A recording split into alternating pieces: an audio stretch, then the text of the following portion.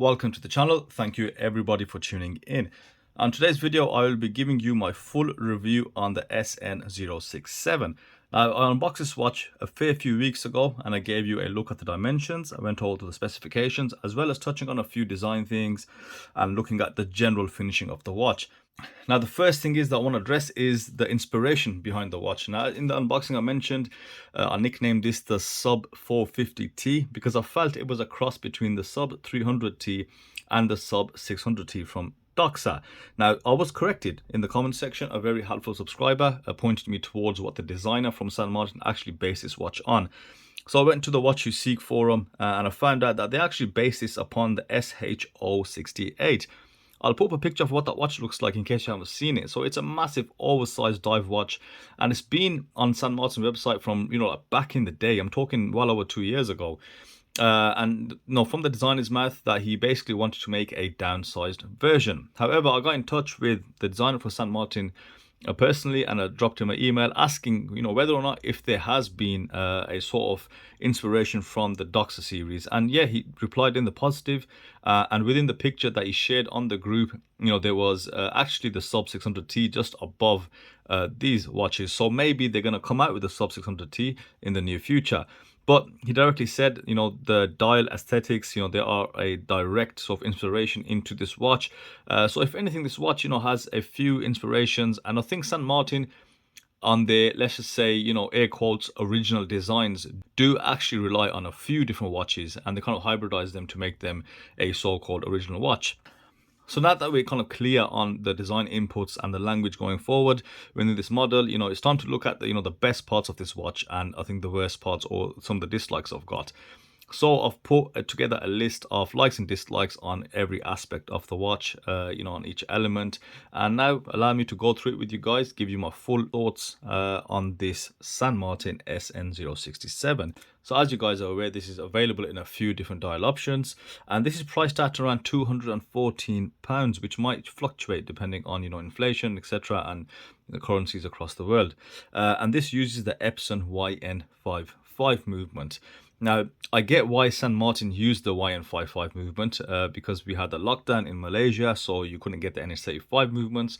However, at this point in time, I think the NH35s are around. There's no issue on them. And you can buy them as little as £23 from AliExpress. So I don't know why they're sticking to YN55. Is it a bad thing? I'm not too sure. I think I'm just comfortable with what I know. And just from an anecdotal point of view, I'll share my thoughts on the YN55 versus the NH35 within this watch. So a couple of things I noticed. One thing, the positive side, is when I put this on the time grapher. Now, please note this is just this specific and particular YN55. I found that movement is a lot more stable than H35s that I've had in my possession, especially when you move it from position to position. The beat error remained pretty consistent, as well as the accuracy. Now, the only other two things which I noticed about this in comparison to the NH35, this YN55, just for information, is actually based on the Orient F6922 movement. I think there's not much difference between the two. One is 22 joules, which is the YN55, and the NH35 is 24 joules. Both have the same functionality. Yeah, so back to the point is there's two things which I noticed. One is the actual winding of the YN55 is somewhat louder and a bit more raspier than the NH35. So hopefully you can hear this. They're slightly raspier, and I found that it is slightly louder. You can definitely hear the rotor spin. So I'll just give it a shake.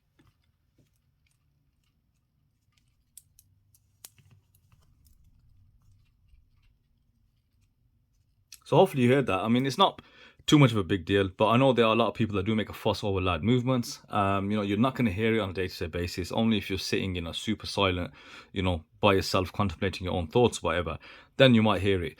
But yeah, that's the only two observations I've kind of seen with the YN55. In terms of functionality, there's no difference between the NH35. You don't really feel any difference between the two movements, and you don't gain anything by using either one. So I suppose it's okay to use it.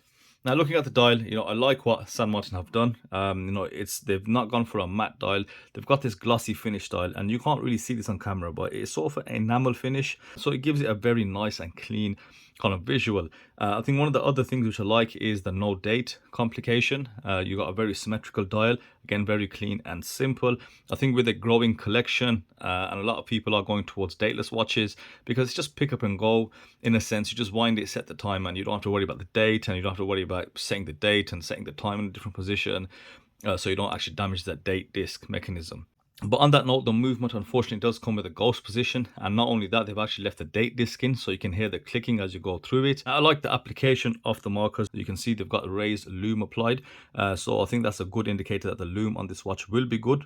And they've got a black frame around there, and with the enamel dial, the printing on the dial is extremely crisp. You've got the San Martin hex logo below the 12 marker, and automatic 200 meters just above the 6. And the handset used is quite interesting. You got candlestick style hands. The hour hand is slightly wider than the minute hand, and they are finished in this metallic black finish, which is nice to look at under the light. The light does bounce off these hands quite well, and it gives you the metallic finish.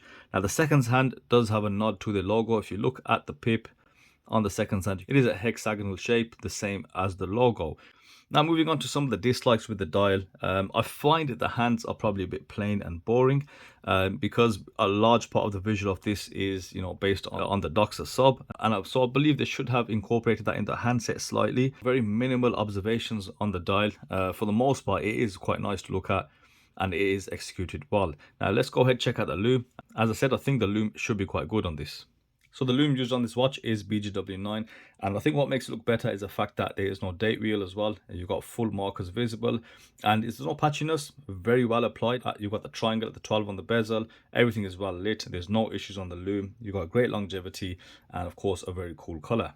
Now the bezel of this San Martin is as per usual with most San Martins. The finishing and the execution is exceptional, of a very high level. I like the blue they've used, the same as the dial, and they've done the same for all the other color options. They've kind of matched them, and you can see it's been engraved very cleanly. That insert is nicely placed. The white paint, the black around there, and this aqua blue. It is a very pleasant visual. The machining of the bezel itself is good as well. You've got a nice bit of grip, and it is quite thin. It doesn't stick above too much. You don't have that bottom lip on there. So yeah, it makes it for a decent grip as well. Now in terms of the rotation, it is quite light. Nice clicks. There's no hollowness there. It doesn't have a tinny feel, but it is very light, and I think it's probably one of the lighter bezels that I've kind of seen. In terms of alignment, it should be good. I don't think I've seen a San Martin to date with a misaligned bezel. So yeah, that does line up. The only observation I've got on this is, as I said, it's slightly light, and there's just the the slightest amount of kind of play. It doesn't really affect the bezel, but comparing it to all the other bezels from San Martin, which are pretty solid, it's got a very slight movement in there. But not really a negative, just a point of observation. Moving over to the case and usual San Martin finishing, you've got a circular brushing present across the A face, satinized brushing, very finely done, which then transitions into this clean cut, polished bevels on either side of the case. I love these highlights. I talk about them all the time. Every time I see a watch case that has this feature, and very clean. And going back to the side, you've got this extremely fine brushing, hex logo on the San Martin crown. Very well executed, feels really smooth in hand, gives you a really premium feel also.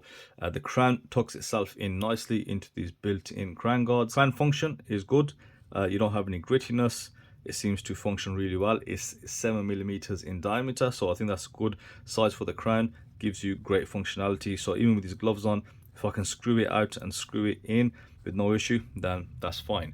Now on the case back, it is extremely plain, just brushed in a circular fashion in the center and polished around the sides. So I don't know why San Martin have kind of stopped signing the case backs. I don't think it's a plus or a negative, but a lot of people do like to have some signage present.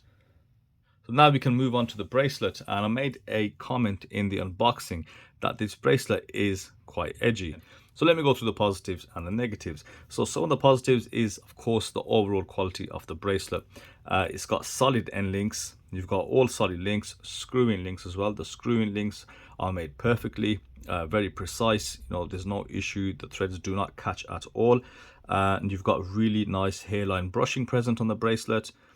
and brushing along the sides as well. And also, if you notice on the center links, you've got polished edges on the bottom and the top, so giving you some more features on that bracelet. Plus the articulation and the size of the links give you this really nice light play. Moving over to the clasp, it is St. Martin standard clasp, milled, and then just a fold over clasp. And I love the finishing on this clasp alone, extremely premium. Just look how the light sort of washes off that brushed finishing, and those bevel edges polished. I love that hex logo, the detail present, you know, the sandblasting and the polishing. Again, a lot of reflective play going on, you know, and it's just a clasp, you know, you probably are never going to see that, but it's a very good look. 4 micro adjusts, very solid.